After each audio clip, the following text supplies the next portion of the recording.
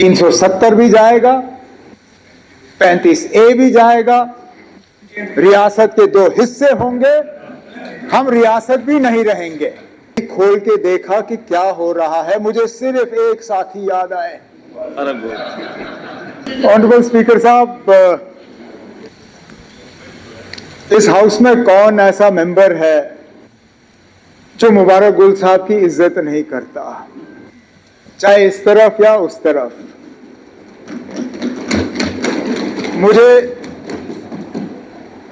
मैं तो ये दावे से कहता हूं कि मुबारक गुल साहब चीफ व्हिप हो या ना हो, स्पीकर हो ना हो, इस हाउस के मेंबर हो या ना हो, इनकी इज्जत करने में किसी भी तरफ से कोई कमी नहीं आएगी। इनका जो कंट्रीब्यूशन रहा है, इनका जो तजुर्बा रहा है और इनकी जो सियासी सोच है, आज इस मौके का फायदा लेते हुए मैं हाउस के सामने बयान करता हूं।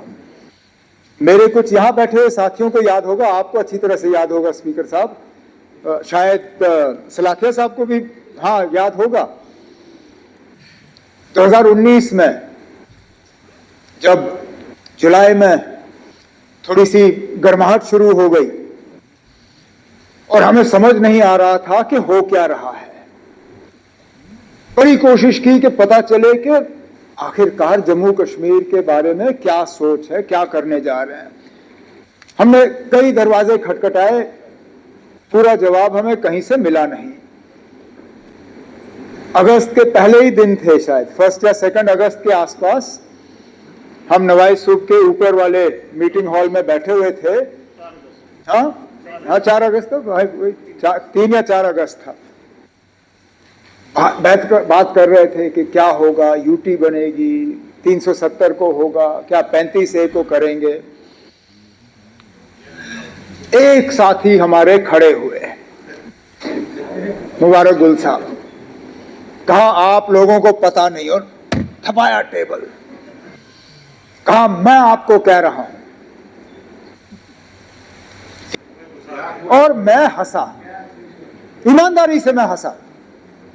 मैंने कहा गुल साहब आप क्या बात कर रहे हो, अगर ये इनको करना भी होगा ये इलेक्शन के नजदीक करेंगे, ताकि इलेक्शन में ये बेच के सीटों को थोड़ा बढ़ाएंगे।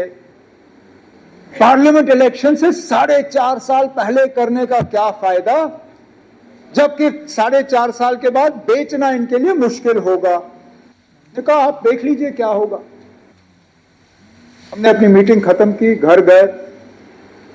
5 तारीख को जब हमारे घरों पे ताले लगे और मैंने उस वक्त कहा, मैंने कहा ना क्या गलती की। मैंने उस वक्त दिमाग में सोचा, मैंने कहा मैं मुबारक गुल साहब को मिलूंगा और कहूंगा मैं माफी चाहता हूं। मैं उस वक्त हंसा क्योंकि हम सब में से एक आप थे जिसने उस वक्त हमें बताया कि ये होने जा रहा। इनको कहां से पता चला, अभी तक मुझे उस बात का जवाब नहीं मिला है।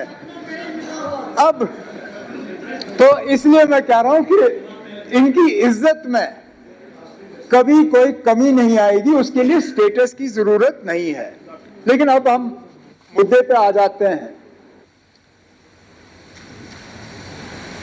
स्पीकर साहब, रूलिंग पार्टी के चीफ व्हिप का एक जरूरी रोल रहता है। क्या उस रोल में तनख्वाह और गाड़ी और ये सब देने की जरूरत है? हमें लगता है नहीं, क्योंकि ठीक इसी तरह फिर ऑपोजिशन पार्टी का भी, और खासकर वो ऑपोजिशन पार्टी जिसकी तादाद ज्यादा हो, जहां leader of the opposition ministerial rank रखता हो। कल को ये कहेंगे ना, अगर हमारा लीडर भी मिनिस्ट्रियल रैंक रखता है तो हमारा चीफ व्हिप भी कम से कम MOS का रैंक रखना चाहिए। ये सिलसिला रुकेगा कहां पे?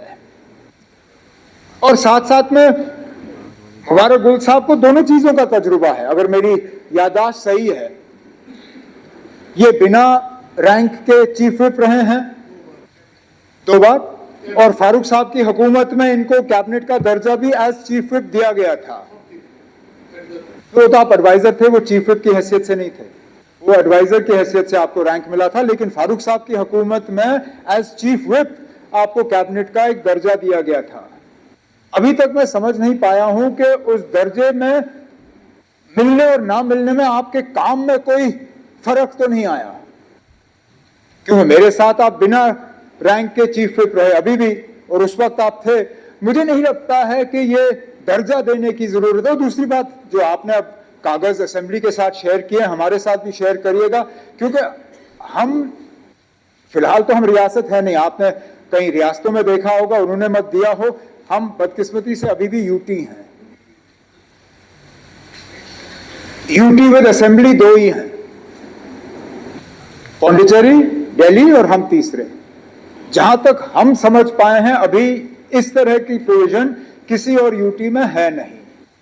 लेकिन चीफ विप का रोल, किस तरह हम इनकी मदद कर सकें गवर्नमेंट की तरफ से, पार्टी की तरफ से, वो हम कर लेंगे। लेकिन इसको एक फॉर्मल स्ट्रक्चर बिल की सूरत में देना, वो हम मुनासिब नहीं समझते। इसलिए मैं ऑनरेबल मुबारक गुल साहब से मोतबाना गुजारिश करूंगा कि वो अपना बिल जो है वापस लें। सर बहुत बहुत शुक्रिया डॉक्टर साहब, ये उमर साहब।